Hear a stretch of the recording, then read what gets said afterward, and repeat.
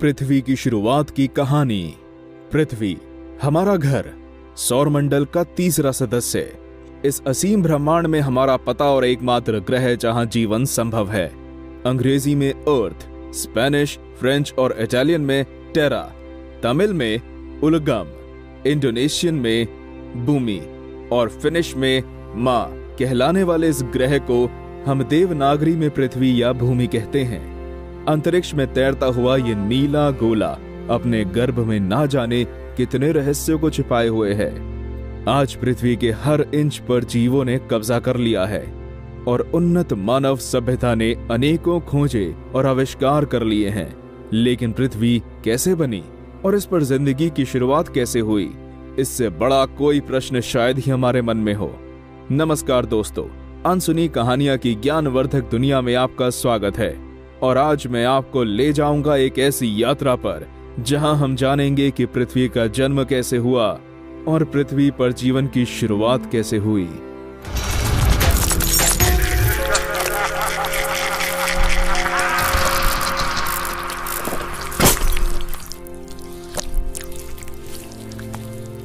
Hydrogen और helium से बना एक ठंडा और बड़ा घूमता हुआ बादल, जिसे सोलर नेब्यूला नाम दिया गया है, वो ग्रेविटी के प्रभाव में सिकुड़ने लगा और आसपास की गैसें बादल के केंद्र में जमा होने लगी, जिससे कि केंद्र का घनत्व बढ़ गया और इसके साथ उसका तापमान भी। एक दिन अचानक इस बादल में विस्फोट हो गया, जिसका कारण पास के कोई तारे से हुई टक्कर हो सकता है। और इस विस्फोट से जन्म हुआ हमारे सूरज का। अब हमारे सौरमंडल को अपना केंद्र मिल चुका था।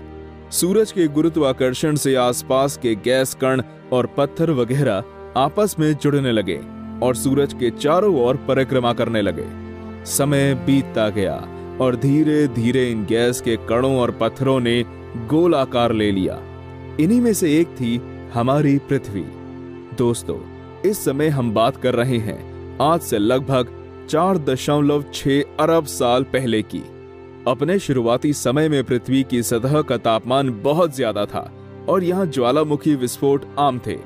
इस समय को हेडियन युग नाम दिया गया है।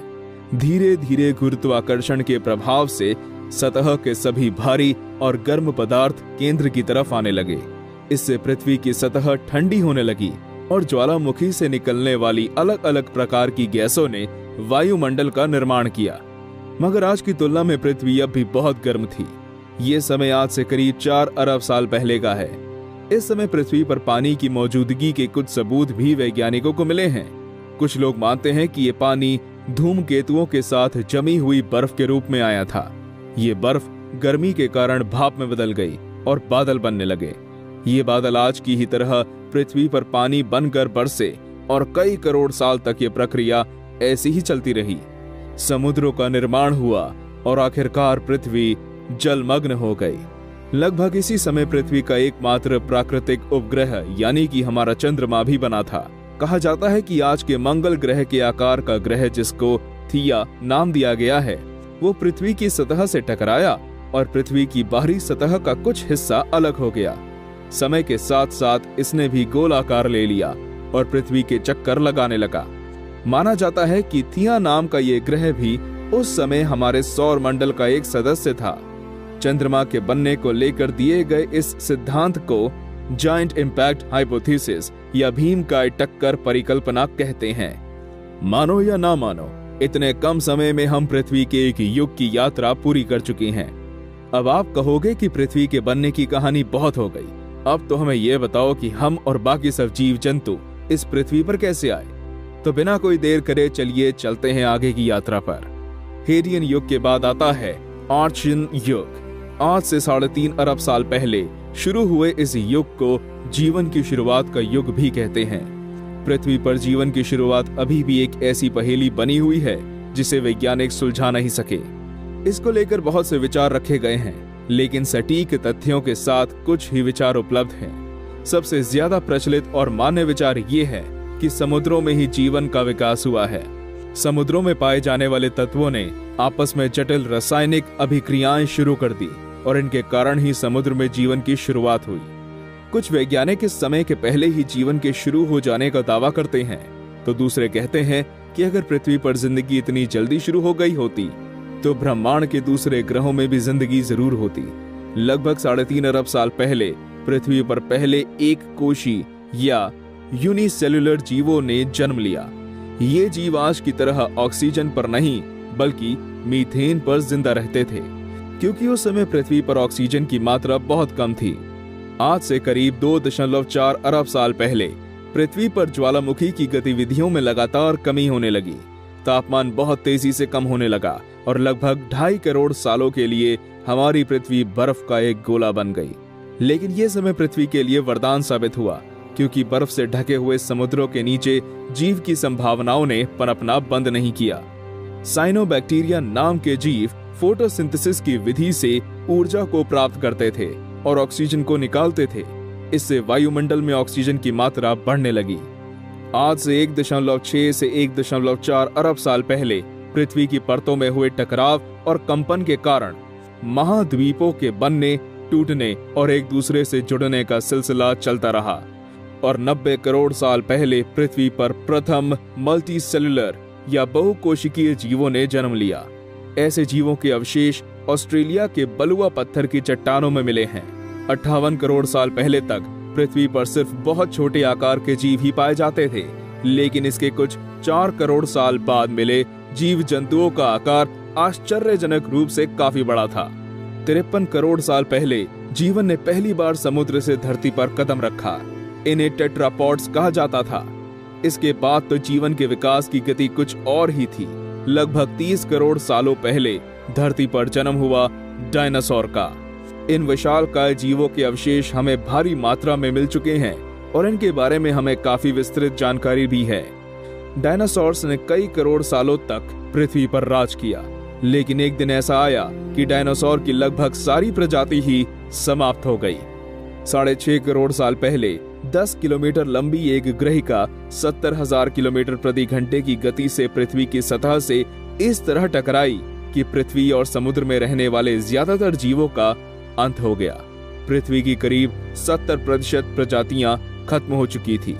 अब पृथ्वी पर वो जीव राज करने वाले थे जिनकी प्रजातियां इस महाविनाश में बच गई थी, और वे थे स्तनपायी जीव या मैमल्स। आज से करीब 4 करोड़ साल पहले पृथ्वी की सतह में हुए कंपन के कारण जमीन का एक हिस्सा यूरेशिया से अलग होकर एशिया महाद्वीप से जुड़ गया और निर्माण हुआ पृथ्वी के सबसे ऊंचे और महान पर्वतों का, जिन्हें हम कहते हैं हिमालय। अभी तक आप समझ तो गए ही होंगे कि जमीन का वो हिस्सा कौन सा था। जी हाँ, वो था भारतीय उपमहाद्वीप, जहां बैठ के आप हमारे इस वीडियो का आनंद ले रहे हैं। आज से 80 साल पहले पृथ्वी पर जिस जीव ने जन्म लिया वो आगे चलकर पूरी पृथ्वी पर राज करने वाला था। पूर्वी अफ्रीका में पहले एप्स पाए गए, जो डार्विन के अनुसार हमारे पूर्वज थे। खाने की तलाश इन्हें वृक्षों से जमीन पर ले आई। धीरे धीरे इन एप्स ने 2 पैरों पर चलना शुरू कर दिया। पहले ऑस्ट्रेलोपिथेकस, फिर होमो हैबिलिस, फिर होमो इरेक्टस और फिर होमो सेपियंस। एप से आज के मनुष्य बनने के हर कदम पर इन्होंने नई नई चीजों की खोज की और नई कलाओं को सीखा। कौन जानता था कि गुफाओं में रहने वाले और शिकार करके खाने वाले इंसान एक दिन पृथ्वी और ब्रह्मांड के रहस्य को उजागर करेंगे। वैज्ञानिकों के अनुसार पृथ्वी पर 1 लाख करोड़ प्रकार के जीव हो सकते हैं, लेकिन अभी तक हम इसके 0.1% भी नहीं खोज सके। इसका मतलब ये है कि पृथ्वी अभी भी ना जाने कितने रहस्यों को छिपाए हुए है, जिनके द्वारा ये अपने आप को उन्नत समझने वाली मानव जाति के सामने प्रतिदिन नई चुनौतियां पेश करती है। दोस्तों, पिछले कुछ मिनटों में हमने पृथ्वी के 4.6 अरब साल के इतिहास की यात्रा की है। इसे देखकर लगता है कि इंसानी प्रजाति पृथ्वी पर अभी बहुत नई है, लेकिन इस छोटे से समय में भी हमने इस ग्रह को कितना नुकसान पहुंचा दिया है ना। दुनिया के सभी धर्मों के नाम अलग हो सकते हैं, लेकिन पृथ्वी को लेकर उनके विचार और आदर भाव एक जैसे हैं। खासकर हमारे भारत की प्राचीन संस्कृति में तो पृथ्वी को माता कहा गया है। पृथ्वी ही है जो सभी जीवों का पालन पोषण करती है। इसलिए मेरा मानना है कि हमें पृथ्वी को बचाने के लिए हर संभव सहयोग देना चाहिए। दोस्तों, आज के लिए बस इतना ही। आपको हमारा ये वीडियो कैसा लगा कमेंट करके जरूर बताएं। ऐसे ही रोचक और ज्ञान से भरे हुए वीडियोस को देखते रहने के लिए हमारा चैनल सब्सक्राइब करना ना भूलें। और हाँ, 4.5 अरब साल की लंबी यात्रा के बाद मैं उम्मीद करता हूँ कि अगले 10 सेकंड में आप इस वीडियो को लाइक करेंगे और अपने दोस्तों और परिवारजनों के साथ इसे शेयर भी करेंगे। धन्यवाद।